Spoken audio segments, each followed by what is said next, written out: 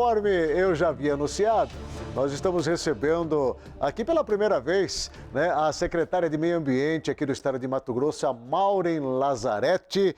Secretária, seja bem-vinda conosco, Obrigada, prazer em conhecer. Eu estava conversando com ela aqui, ela é uma simpatia, né? Eu vou até me atrever a perguntar para ela se as pessoas não confundem o nome da senhora Maureen com Maureen Maggi, que é uma das principais atletas olímpicas do Brasil. Sem dúvida alguma, não só confundem, como minha vida ficou mais fácil depois que ela se tornou conhecida, porque ninguém estranha muito o nome. E isso lhe incentivou a ser atleta também ou não? Bem, eu só não tenho o tamanho da Maureen Imagem, não conseguiria dar aquele salto, mas sem dúvida alguma inspira um pouquinho para minimamente manter os exercícios para a saúde ficar em dia. Tá certo, brincadeiras à parte, o assunto que eu quero tratar com a senhora agora é o que a senhora acabou de ver aí, essa onda fortíssima de calor que assola todo o estado de Mato Grosso. Nesta semana nós recebemos a informação de que batemos o recorde, né? 42,3 graus, recorde dos últimos 108 anos. E com isso, né? Queimadas e Mato Grosso liderando o ranking mais uma vez, causando um verdadeiro estado de preocupação a ponto do estado de Mato Grosso, através do governador Mauro Mendes, decretar aí estado de calamidade, de emergência por conta de toda essa situação aí. Como é que a SEMA está tratando disso? Bom, eu gostaria até de destacar sempre que não é a SEMA sozinha, né? Nós temos um centro integrado de multiagências dentro do CIMAM, a SEMA faz parte do CIMAM e tem conduzido e auxiliado em todas essas ações de combate ao desmatamento e à queimada. O CIMAM, através de todos os dados que são coletados, é que inclusive apontou a situação de emergência que subsidiou a elaboração do decreto. Com que objetivo?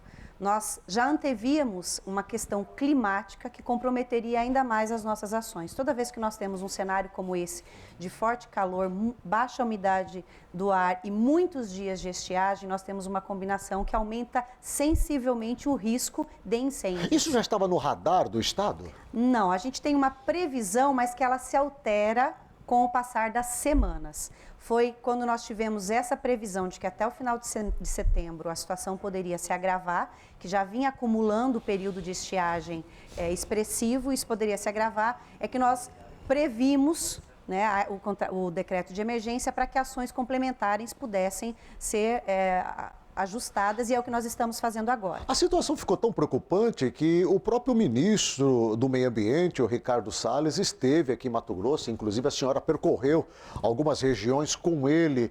Qual foi o diagnóstico? Bom, nós temos um diagnóstico que nos mostra que são multifatores que nos levaram ao cenário de hoje. As pessoas normalmente perguntam qual é a causa. Não é uma causa, são várias causas que precisam ser trabalhadas, cada uma dentro da sua especificidade. Nós tivemos, por exemplo, um aumento muito grande de queimadas em áreas indígenas, né? Nós temos 1/3 das queimadas do estado de Mato Grosso vinculadas a desmatamento ilegal. Normalmente se tem a ideia de que tudo está atrelado a desmatamento ilegal. Neste ano, não. Nós temos um aumento muito significativo em terras indígenas que se alastraram para propriedades particulares. Temos também muitos acidentes em unidades de conservação, temos muitas áreas de difícil acesso sendo queimado e uma pequena queimada acaba se transformando num incêndio de difícil controle, considerando as questões climáticas. O que nós vimos no sobrevoo que fizemos de Sinop a Cuiabá e na região metropolitana é que nós temos uma área no entorno das áreas urbanas com muitas queimadas e que elas se alastram para a extensão da área rural que circundeia as áreas vizinhas dos municípios e também temos, evidentemente, as áreas de unidade de conservação com esses registros de eventos. Como que o Estado está tratando, principalmente com as áreas indígenas, uma vez que eles estão criando muitas dificuldades, impedindo as ações dentro do seu território, por se considerarem de responsabilidade do governo federal e não do governo estadual? Na verdade, nós temos uma restrição, né, para a terra indígena, se não houver uma solicitação... Mas mesmo em casos de emergência como este? Mesmo em casos de emergência. Inclusive, a gente precisa até alertar, eu tenho feito essa reflexão, pedido para as autoridades fazer a reflexão. Todos compreendemos que é uma tradição dos indígenas o uso do fogo. Porém, e isso inclusive levou que o decreto federal não proibisse as queimadas para subsistência em terras indígenas. Isso dificulta ainda, porque não está proibido, né, o uso do fogo nas áreas indígenas. A gente precisa refletir, porque ainda que seja uma tradição, que nós tenhamos que respeitar isso, neste período de estiagem, com a condição climática que nós temos hoje, isso é um risco não só para os próprios indígenas, como para toda a população que está próxima a essas áreas. O ministro Ricardo Salles não entrou nesse assunto, não apresentou uma solução para isso aí?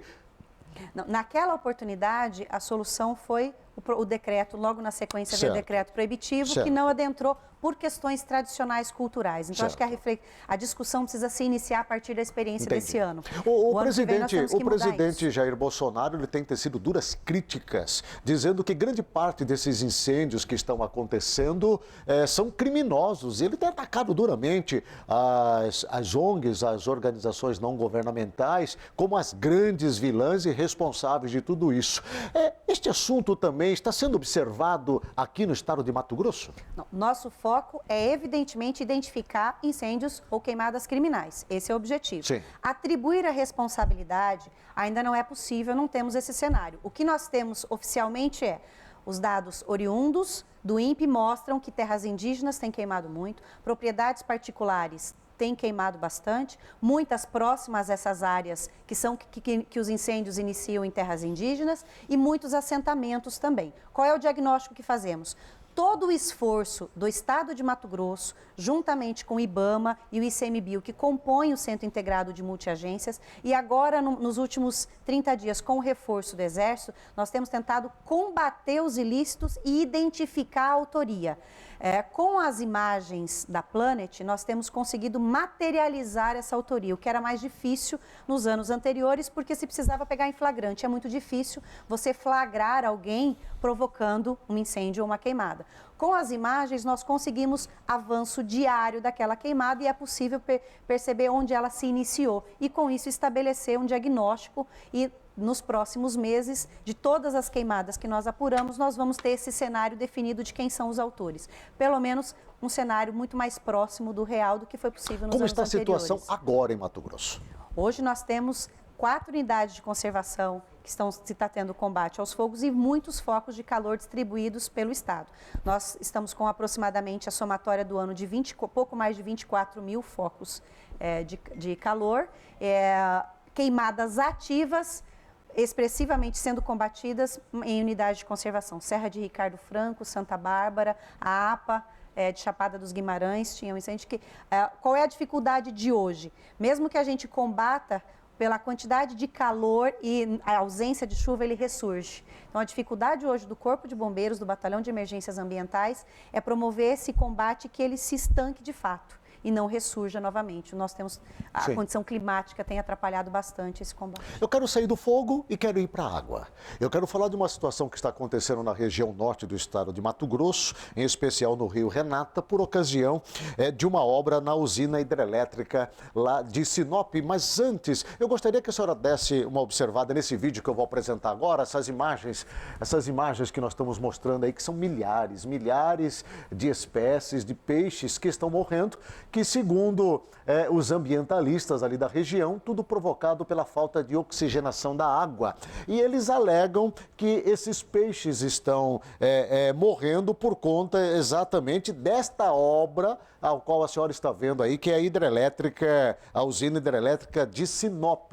A SEMA já tomou conhecimento dessa situação, obviamente, e conforme já falamos anteriormente, secretária Maureen, ficaram, obviamente, de fazer uma análise, fiscalização e apresentar os verdadeiros resultados do que estaria ocasionando essa matança de tantos peixes aí, e aí eu estou falando de matrinchãs, bicudos, cachorras, mandis, né, que aparecem boiando nestas imagens. O que a senhora já tem de fato comprovado desta situação, secretária? A equipe da Secretaria de Estado de Meio Ambiente é uma equipe multidisciplinar. Ela está no local desde que o evento se iniciou.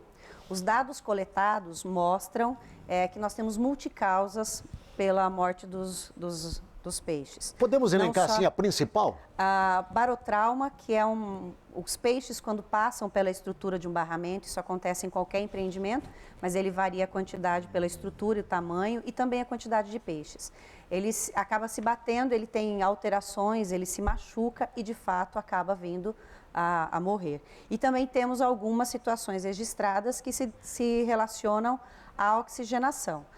Para ter um relatório final, formal disso, a equipe está coletando esses animais e periciando. Nós temos uma doutora em ictiofauna que está acompanhando todo o evento para que todas as medidas, não só as corretivas, e a equipe está acompanhando diariamente todas as ações que precisam ser feitas na estrutura do barramento, como abertura das comportas, restrição de onde a água vai sair para que isso melhore, não só a oxigenação da água, mas também para que o barotrauma, que é essa lesão não ocorra, está sendo feita pela equipe diariamente. Os responsáveis pela usina de Sinop estão comprometidos em resolver também, ajudar a resolver isso daí? Eles têm à disposição, não só a nossa equipe está coletando dados, mas eles também têm equipe que coletam dados. Certo. Nós não tivemos até agora nenhuma negativa de qualquer medida que tenha sido imposta. Certo. O que eles têm é tentado fazer todas as ações necessárias para minimizar esses impactos.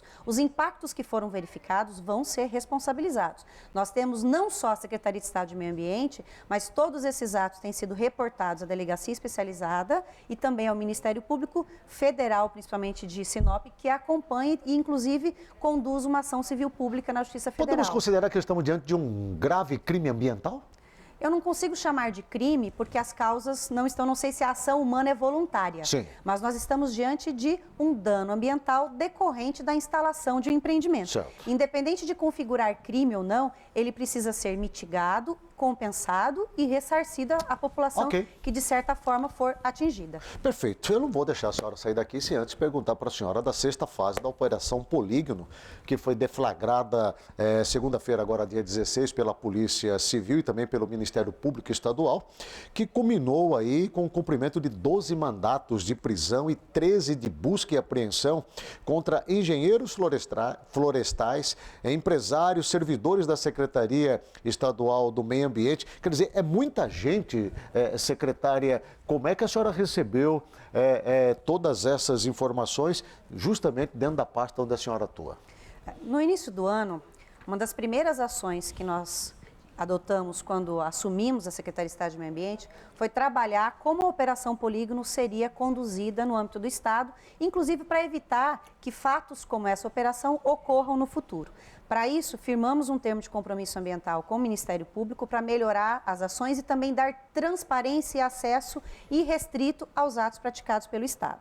Após isso, o governador ainda publicou um decreto estadual que permite esse acesso facilitado com que objetivo? Que a gente possa afastar qualquer ilicitude. A operação, ela continuou a partir dos dados que foram coletados, nós recebemos esses atos, inclusive auxiliamos no fornecimento dos dados para que a Polícia e o Ministério Público pudessem fazer as apurações necessárias. Recebemos um pedido de informações ainda na manhã de segunda-feira, quando a operação foi deflagrada. Tivemos reuniões com o Ministério Público, com a ADEMA, para definir as medidas administrativas que serão adotadas. Nós iremos trabalhar para permitir que as apurações sejam realizadas, as pessoas tenham o seu direito de defesa, mas a SEMA precisa continuar trabalhando e manter a sua credibilidade. Já houve exonerações, afastamentos? Isso. O que nós vamos fazer? Para que a gente continue trabalhando, para que o órgão possa prestar o seu serviço com a qualidade que a sociedade espera e com a confiança que o Ministério Público, a Delegacia e a sociedade espera, nós afastaremos as pessoas dessas funções para que não se prejudique, não se tenha nenhuma interferência na operação. Eles vão exercer sua defesa e nós vamos substituir, dando a continuidade ao serviço, fazendo as melhorias de procedimento que foram identificadas, como fizemos com o CAR, vamos fazer também com o assunto objeto da operação, que é a tipologia. Secretária, para encerrar, dia 1º de outubro começa o período defeso da Piracema. Quais são as medidas já que estão sendo preparadas e que serão adotadas para esse período importante aqui no estado de Mato Grosso? Bom, Assim como fazemos com qualquer período proibitivo de queimadas e também a Piracema, nós organizamos as nossas equipes, programamos as vistorias, temos o apoio do Batalhão Ambiental, que é muito importante nesse acesso. Todas as unidades regionais da Secretaria, são 9 diretorias regionais, se envolvem nesse trabalho.